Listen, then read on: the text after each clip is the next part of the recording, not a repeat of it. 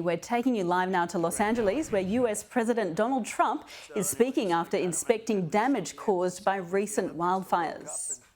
And the 250 years is going to be a very big deal. So we have the three biggest there are, and it was an honor to get. If you have any questions, please let me know. And if you have a statement to make, I'd love to have politically, if you'd like to make a statement. Brad, go ahead. Mr. President. Okay, I'll do Mr. President, thank you for coming to the 32nd Congressional District and thank you. making feel.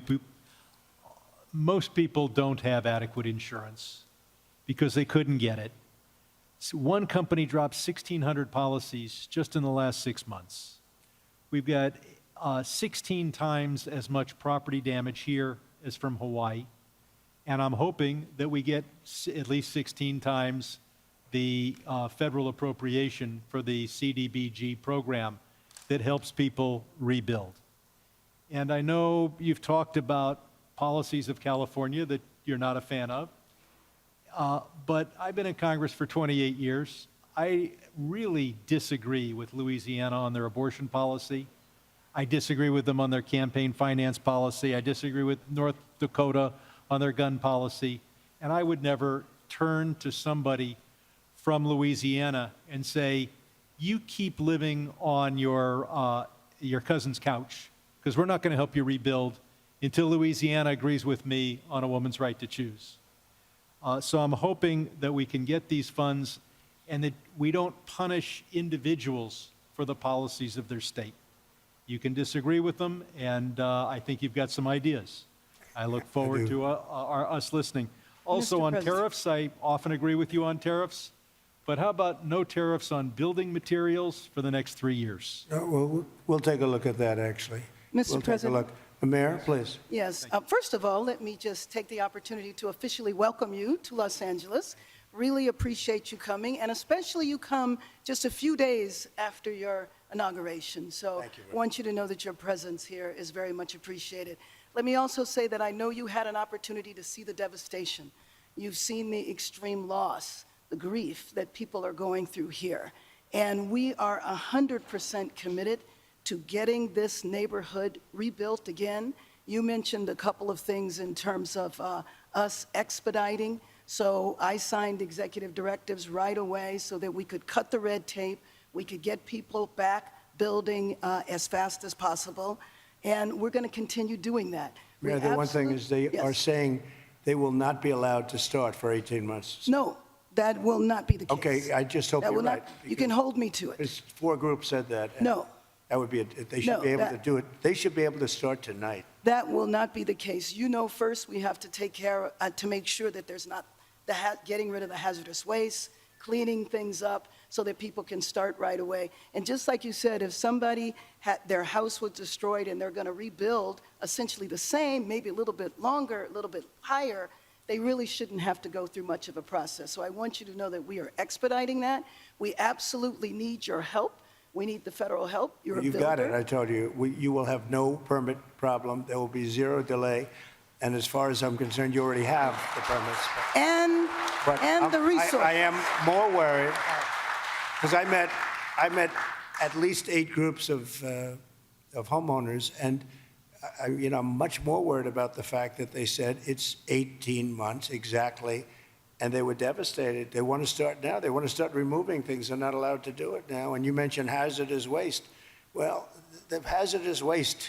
What's hazardous waste? I mean, you're going to have to define that. We're going to go through a whole series of questions on determining what's hazardous. Nope. I just think you have to allow the people to go on their site and start the process tonight. And we will. Okay, good. You can come back and check. Mr. President? Yes. I'm Congressmember Judy Chu, and I represent the areas of Altadena and Pasadena. Yes. That's the Eaton fire. And there is a world of hurt there. I know that you've gone to the Palisades and you've seen the devastation, but it's apocalyptic in Altadena. And thank goodness I have a partner with Supervisor Catherine Barger in working to help people get back to normal and to rebuild. But right now they have nothing. And there have been 9,500 structures burned. Most of the deaths have occurred in our area with the Eaton fire. And thousands of people are without homes. And these are working people, these are working class people. They are people like Dr. Jackie Jacobs, who was an educator all her life and then finally became the first Black administrator of her educational institution, Pasadena City College, and then retired, now 88 years old, and then her home of 30 years burned in Altadena. Yeah. She has nothing. She left with only the clothes on her back. She has nothing. And so they need this help. And I just want to make sure that you remember the people in Altadena and Pasadena, and that you can come there and see how terrible the devastation has been there so that they can get the help that they need. Just remember one thing, and I like the way you express yourself beautifully, actually, but I've only been here 3 days, and I'll do a great job. But we had another president, and this took place during the life of another president, not me. But I'm going to be the president that's going to help you fix it, because he would not have been able to help you fix it, okay? So we'll take care of it. We'll take care of it, and we'll work closely. Yeah, we'll work closely, and I know your community was really devastated, incredibly, so we understand that. Thank you very much. Mr. President, I'm just going to follow up. Supervisor Yes, please, go ahead. Kappenberger, and I also represent Altadena, and what I tell people is, people of Altadena are the exact people you talked to when you were running. You've got individuals from every walk of life, and it is actually, at one time, was the only place African Americans could purchase homes. It was redlined. And so you've got a lot of generational wealth there. And one of the commitments I've made, and we've had meetings with some of your people in HUD that you've got there now, to work with them and work with your administration to see how we can help.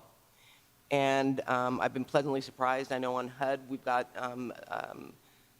some asks that we are going to be working with you on. But more importantly, I just really want to emphasize what Congresswoman Chu said, and that is that these are individuals who are feeling forgotten. And what I tell them is, and when we invited you out here, I told, when I went to the AME church, this president was talking to you when he was running. You understand the difficulty in making ends meet. You understand the high cost of living. And now their biggest fear is that that's going to impact their ability to rebuild.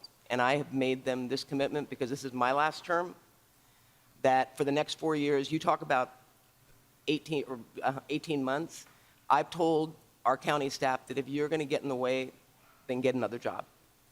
Because we are an all hands on deck.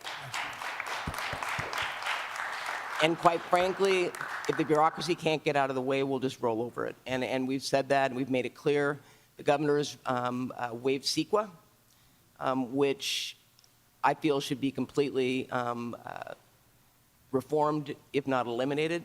And if it's being eliminated for this. How are they doing with CEQA?